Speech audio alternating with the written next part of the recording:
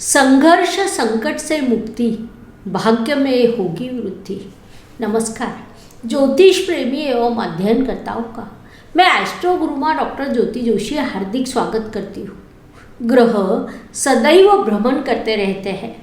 उनके गोचर का विभिन्न राशियों पर बहुत बड़ा प्रभाव पड़ता है। इसीलिए समय समय पर हम आपके लिए उन प्रभाव का राशि के अनुसार शास्त्रोक्त विश्लेषण लेकर आते हैं।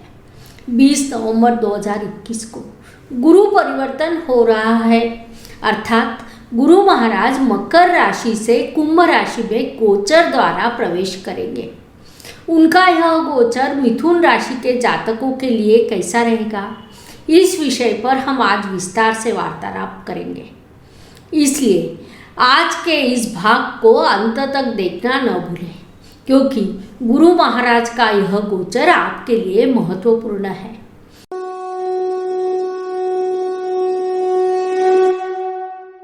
सबसे पहले हमें गुरु बृहस्पति और उनके इस गोचर के महत्व को जानना होगा। किसी व्यक्ति का जीवन कितना समृद्ध होगा, वह अपने जीवन में कितना सफल होगा, वह अच्छा सफल जीवन व्यतीत करेगा या अनुचित मार्ग पर भटक जाएगा, वह धन दौलत से परिपूर्ण होगा या गरीबी में दिन बिताएगा, वह उच्च शिक्षा प्राप्त करेगा या शिक्षा को प्राप्त न करते हुए ही परिश्रम करेगा। इन सभी चीज़ों को निर्धारित करने वाला ग्रह गुरु बृहस्पति है। मूल कुंडली में गुरु महाराज यदि उचित स्थान पर, उचित राशि में, उच्च अंश पर, नवमांश में उनकी स्थिति शुभ है, तो उस जातक को जीवन समृद्ध एवं संपन्न होता है।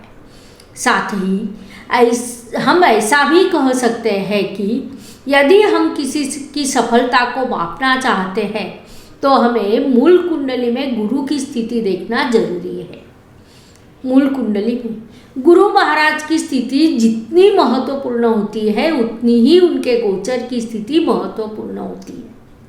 मूल कुंडली के स्थिति का जितना परिणाम होता है, उतना ही गोचर स्थिति का परिणाम तीव्रता से होता है। राशि चक्र में धनु और मीन राशि का स्वामित्व गुरु महाराज के पास है। धनु यह उनकी अग्नि तत्व की राशि है और मीन जल तत्व की राशि है। रवि, चंद्रमा, मंगल यह गुरु महाराज के मित्र ग्रह के रूप में जाने जाते हैं। साथ ही बुध और शुक्र यह उनके शत्रु ग्रह है। और शुक्र अर्थात राक्षस गुरु शुक्राचार्य और गुरु अर्थात देवताओं के गुरु बृहस्पति। इसलिए उनमें एक नैसर्गिक शत्रुत्व निर्माण होता है। शनि उनका समग्रह है।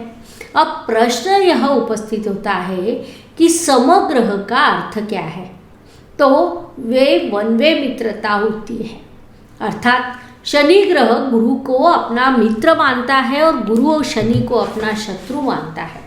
इसीलिए उनमें समत्व का निर्माण होता है। उनमें न तो अधिक मैत्री होती है और ना ही अधिक शत्रुता। गुरु महाराज कर्क राशि में उच्च अवस्था प्राप्त होते हैं। वहाँ वे 5 अंश तक परम उच्च होते हैं और मकर राशि में 5 अंश तक वे परम नीच होते हैं। मकर उनकी नीच राशि है। अब वे 20 नवंबर 2021 को दोपहर 1:22 पर राशि परिवर्तन कर कुंभ राशि में प्रवेश करेंगे, अर्थात वे आपके अष्टम स्थान से भाग्य स्थान में प्रवेश करेंगे। गुरु महाराज के इस राशि परिवर्तन का मिथुन राशि पर क्या प्रभाव होगा, अब हम समझते हैं। Please like, share and subscribe the channel और हाँ, बेल आइकॉन दबाना ना भूलें। धन्यवाद। मिथुन राशि के दृष्टि से विचार करें तो गुरु महाराज आपके सप्तम और दशम इन दोनों स्थानों के अधिपति हैं। कुंडली के सप्तम स्थान को वैवाहिक जीवन साथी का स्थान माना जाता है। व्यावसायिक भागीदारी का भी यही स्थान है, अर्थात भागीदारी के व्यवसाय की सफलता यही से देखी जाती है। साथ ही कुंडली का दशम स्थान कर्म स्थान के रूप में जाना जाता है। व्यवसाय की वृद्धि यही से देखी जाती है। इन 2 महत्वपूर्ण केंद्रीय स्थानों का स्वामित्व गुरु महाराज के पास होता है, लेकिन वहाँ उन्हें केंद्राधिपति दोष होने के कारण फलस्वरूप मिथुन राशि में वे अकारक होते हैं। फिर भी अत्यंत महत्वपूर्ण विभाग उन्हीं के पास है, इसलिए गुरु महाराज की स्थिति उनका गोचर महत्वपूर्ण है।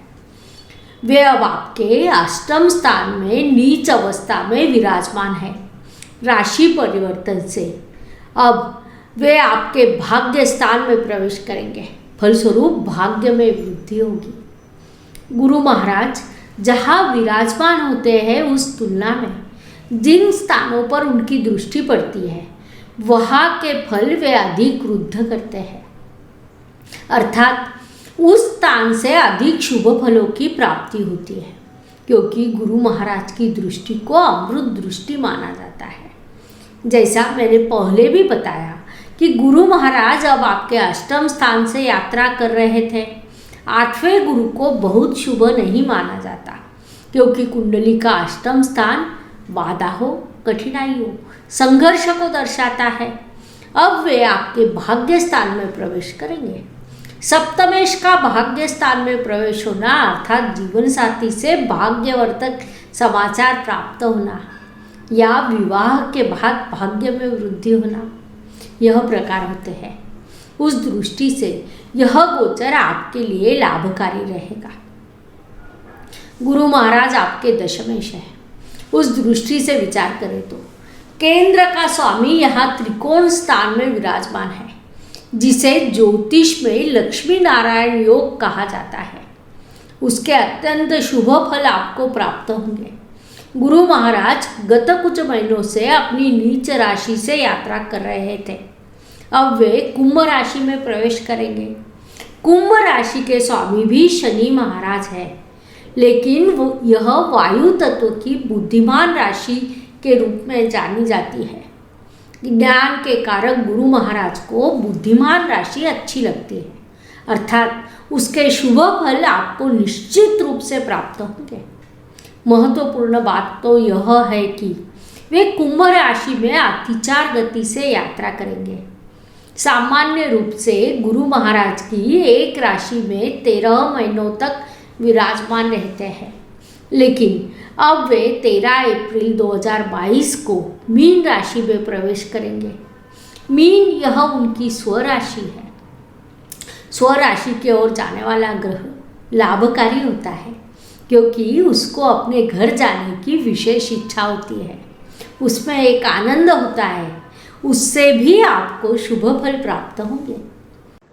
Please like, share and subscribe the channel, और हाँ, बेल आइकॉन दबाना ना भूलें। धन्यवाद।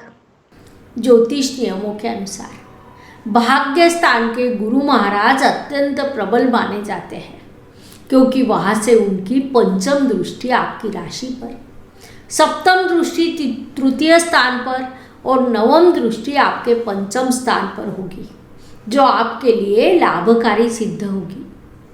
क्योंकि गुरु महाराज की दृष्टि को अमृत दृष्टि कहा जाता है। साथ ही भाग्य स्थान में विराजमान गुरु महाराज स्वयं ही धर्म त्रिकोण पूरा करने का सामर्थ्य रखते हैं, जिसे अत्यंत महत्वपूर्ण माना जाता है।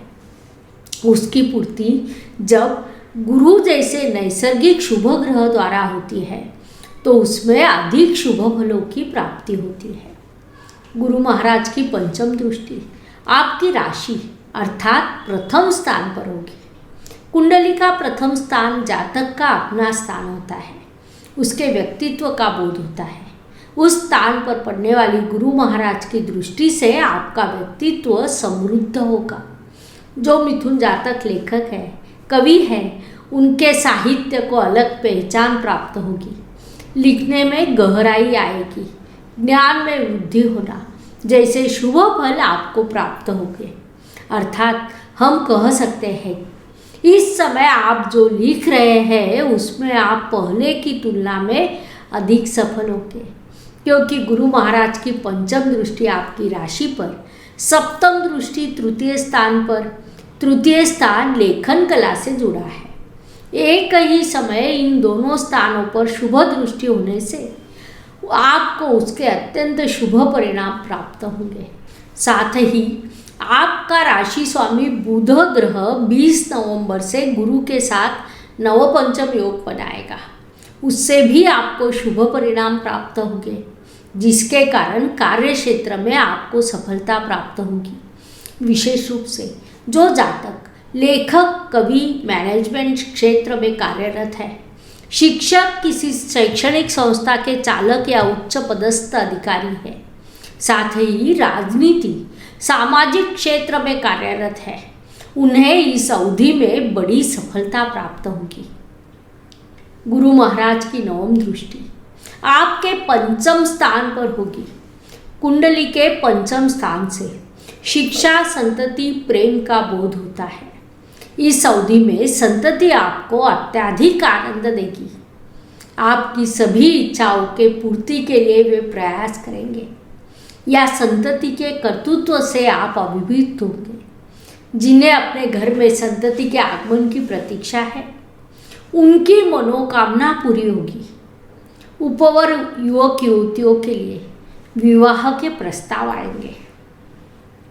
कुल मिलाकर गुरु महाराज का यह गोचर मिथुन जातकों के लिए विभिन्न दृष्टियों से लाभकारी सिद्ध होगा।